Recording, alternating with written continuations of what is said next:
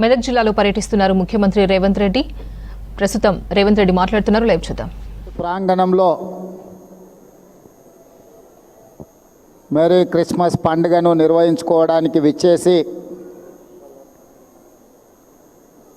100 సంవత్సరాలు ఈ మెదక్ చర్చ్ నిర్మాణం, ఈ దేవాలయ నిర్మాణం జరిగిన కార్యక్రమాన్ని అద్భుతంగా నిర్వాహకులు నిర్వహించిన ఈ కార్యక్రమంలో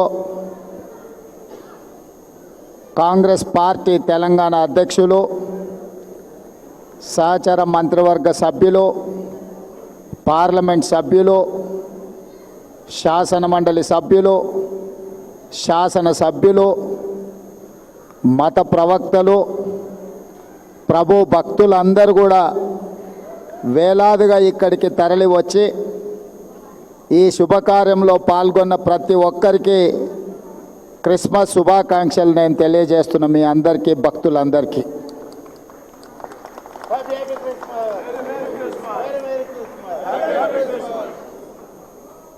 ఈరోజు 2 శుభకార్యాలు ఇక్కడ మనం నిర్వహించుకుంటున్నాం. ఒకటి, 100 సంవత్సరాల క్రితం ఆనాడు వచ్చిన కరువు కాటకాలను నిర్మూలించడానికి ప్రజలు ఆకలితో అలమటిస్తున్నప్పుడు పనికి ఆహార పథకం ఆనాడు ప్రభు మందిర నిర్మాణంలో భాగస్వాములైన ప్రజలందరికీ భోజనం పెట్టాలన్న ఒక గొప్ప ఆలోచన, వారికి పని కల్పించాలన్న ఆలోచనతో ఈ గొప్ప దేవాలయాన్ని నిర్మించడం జరిగింది. ఈ గొప్ప దేవాలయం దేశంలోనే ప్రముఖ, అదేవిధంగా 100 సంవత్సరాలు పూర్తి చేసుకొని ఒక గొప్ప దేవాలయంగా ఈరోజు పరిడవిల్లుతున్నది. ఇది తెలంగాణ రాష్ట్రానికే గర్వకారణము. ఈరోజు దేశంలోనే గొప్ప చర్చుగా మన మెదక్ చర్చు కీర్తింపబడుతున్నది అని అంటే 100 సంవత్సరాల నుంచి భక్తులు దీన్ని అద్భుతంగా నిర్వహించడం వల్ల ఈరోజు దేశ స్థాయిలోనే మనకు గుర్తింపు వచ్చింది. అలాంటి 100 సంవత్సరాలు పూర్తి చేసుకున్న దేవాలయాన్ని భవిష్యత్తులో ఇంకా అద్భుతంగా నిర్వహించడానికి, అద్భుతంగా తీర్చిదిద్దడానికి ప్రభుత్వం దగ్గరికి స్థానిక శాసనసభ్యులు మైనంపల్లి రోహిత్, అదేవిధంగా మిత్రులు మైనంపల్లి హనుమంతరావు గారు నా దృష్టికి తీసుకొస్తే తప్పకుండా ఈ దేవాలయానికి సంబంధించిన ఎన్ని అవసరమైతే అన్ని నిధులను విడుదల చేయాలని మంత్రివర్గ సహచరుల అండతో, వారందరి సహకారంతో ఈరోజు నిధులను విడుదల చేయడం జరిగింది. ఈ చర్చికి నాకు గొప్ప సంబంధము, అనుబంధం ఉన్నది. నేను పిసిసి అధ్యక్షుడిగా ఉన్నప్పుడు ఇక్కడికి పర్యటన చేసి ఇక్కడ దర్శించుకొని ఆనాడు నేను స్పష్టంగా చెప్పెళ్ళిన భక్తులకు, మళ్ళీ వచ్చే సంవత్సరం ముఖ్యమంత్రి హోదాలో ఈ చర్చకు తప్పకుండా వస్తాను, భక్తులందరూ ఆశీర్వదించండి, పేదల ప్రభుత్వాన్ని తెచ్చుకోండి, పేదలకు మేలు జరుగుతుంది, ప్రభు ఆశీర్వాదంతో పేదల ప్రభుత్వం ఏర్పాటు చేసుకొని ముఖ్యమంత్రి హోదాలో ఈ చర్చకు తప్పకుండా వస్తాను అని ఆనాడు భక్తులకు మాట ఇచ్చిన. ఈరోజు చర్చ్ నిర్మాణం 100 సంవత్సరాలు పూర్తి చేసుకున్న సందర్భం, అదేవిధంగా క్రిస్మస్ పండుగ కూడా భక్తులందరి సమక్షంలో నిర్వహించుకోవాలని ఈరోజు ఇక్కడికి ప్రాంగణంకి రావడం జరిగింది. చాలా సంతోషదాయకమైన పండగ. మీ అందరినీ కలిసినందుకు నాకు చాలా సంతోషం కలిగింది.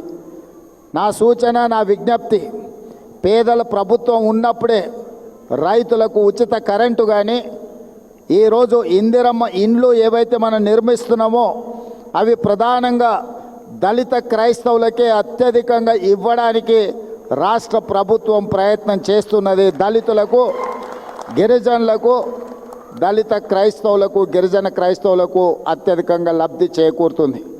ఈరోజు రాజీవ్ ఆరోగ్యశ్రీ ద్వారా 10 లక్షల రూపాయలతో పేదలకు ఉచిత వైద్యాన్ని అందిస్తున్నాము అని అంటే అది కూడా పేదలకే చెందుతుంది. 200 యూనిట్లు ఉచిత కరెంట్ ఈరోజు రాష్ట్ర ప్రభుత్వం అందిస్తున్నది అని అంటే ఇది కూడా పేదలకే చెందుతుంది. 500 రూపాయల పంట బోనస్ వరి పండించిన వాళ్లకు ఈ ప్రభుత్వం ఇస్తున్నది అంటే ఇది కర్షకులకు వారికి చెందుతుంది. 21,000 కోట్ల రూపాయల రైతు రుణమాఫీ చేసినామంటే పేద రైతులకే ఈరోజు ఆ రుణమాఫీ అందింది. ఇలా సంక్షేమ పథకాలు, ఫీజు రియంబర్స్మెంట్. ఈరోజు నేను ఒక మాట స్పష్టంగా చెప్పదలుచుకున్నా.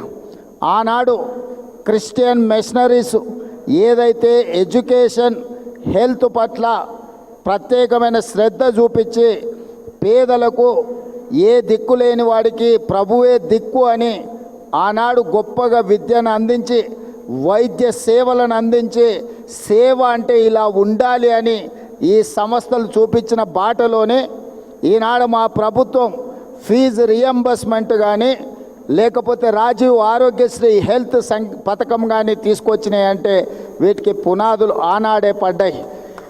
అదేవిధంగా ఈ మెదక్ చర్చ్ నిర్మాణం, పనికి ఆహార పథకం, కరువు వచ్చినప్పుడు తినడానికి ప్రజలు అలమటిస్తున్నప్పుడు ఆనాడు ప్రముఖులు ప్రజలని కాపాడడానికి వాళ్లకు భోజనం పెట్టి వాళ్లకు పని కల్పించి ఈ చర్చ్ నిర్మాణం జరిగింది.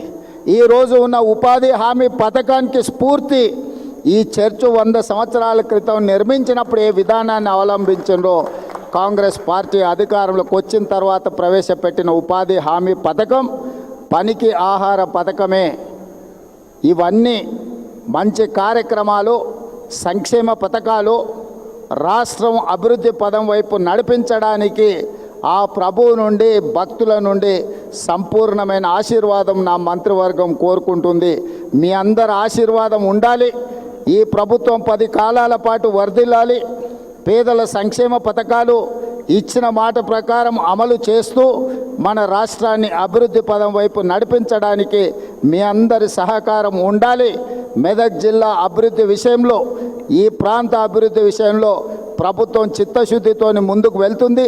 ఈ జిల్లాకు సంబంధించి ఏ విషయాలు ఉన్నా పెద్దలు దామోదర్ రాజనరసింహ గారు, అదేవిధంగా ఇన్ఛార్జ్ మంత్రివర్యులు కొండా సురేఖ గారు మీకు అందుబాటులో ఉంటారు.